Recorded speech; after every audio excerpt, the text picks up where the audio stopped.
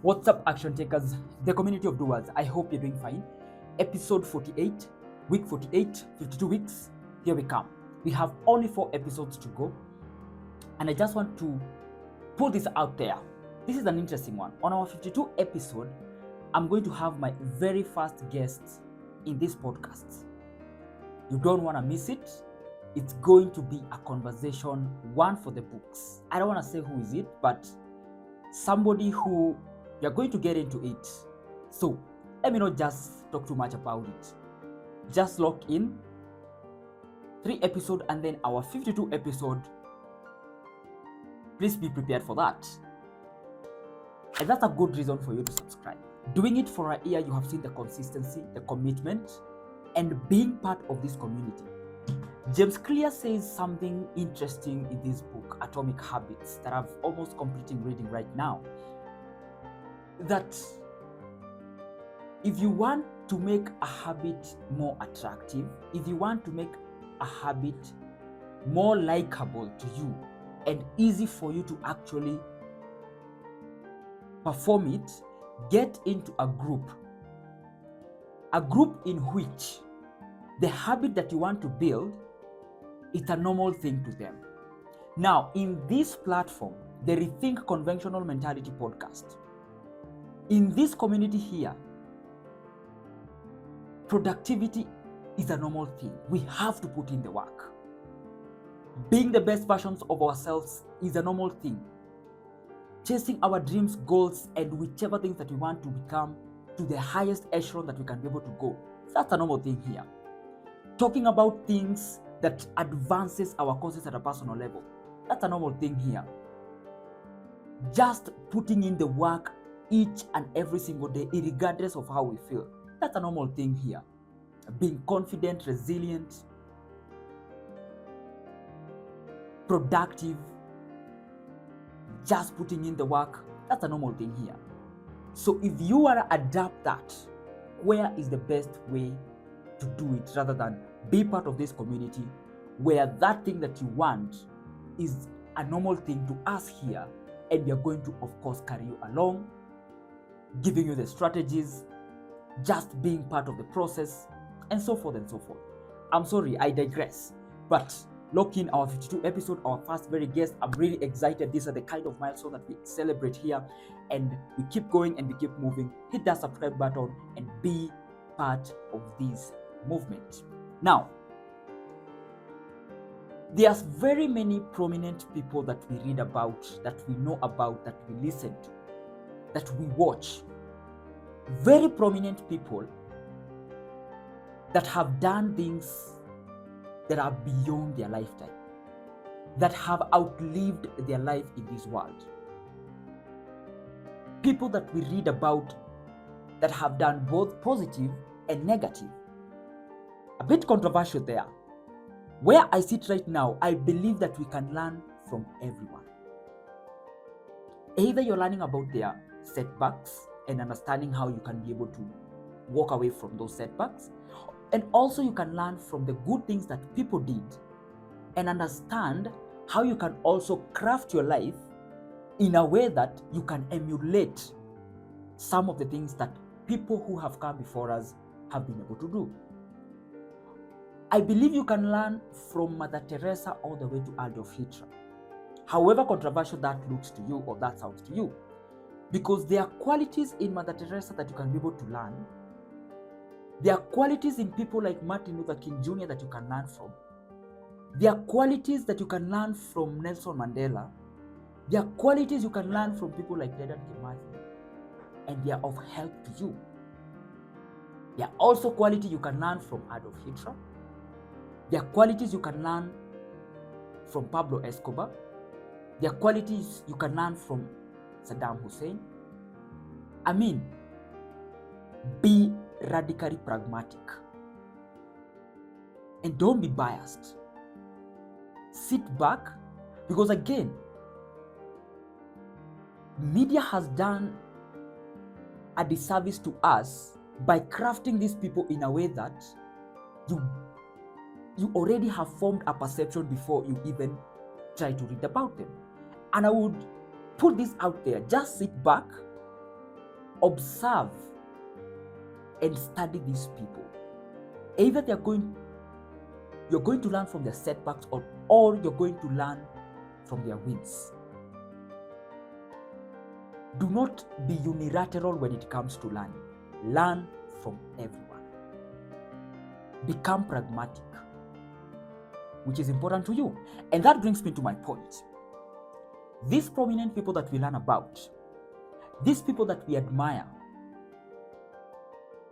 by studying their accomplishments and wanting to accomplish what they accomplished. Now, this is a good one. So, by taking this person, of course, you have a person that you look up to in that set of kind of people. They don't have to be the most known people. They probably even have to, they're your parent, your teacher, your local leader or something. Just a person that you feel that whatever this person is doing, I feel I want to emulate that, or I feel I'm looking up to that kind of a thing. Now, by studying this person and making a decision that you're going to incorporate some of their philosophies in your life, and you follow them through diligently with consistency, diligently with putting in the work, diligently with doing whatever it takes for you to achieve. With or without achieving what they achieved, it's a win by itself. I hope you got me there. By deciding to pursue the path that they pursued, by deciding to emulate their philosophies and taking in the action on those philosophies, with or without you achieving the life they achieved, or with or without you achieving what you want to achieve, the fact that you pursue that path and you execute on that plan, the execution is a win by itself. The following of the path is a win by itself. So it's not a question about if you are actually going to achieve the things they achieved or not. The pursuit of that path, that is a win right there.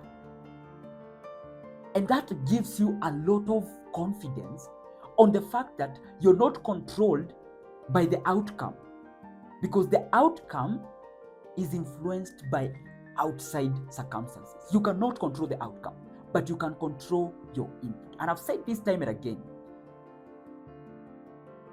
And for the fact that sticking on the path and executing on the plan is a win by itself, bro, what are you telling me? It cannot get better than that.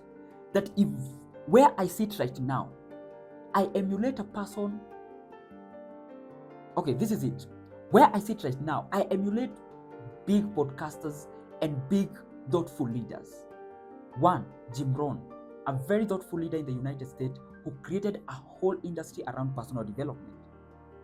Somebody that you can relate, Stephen Barrett, one of the greatest podcasts.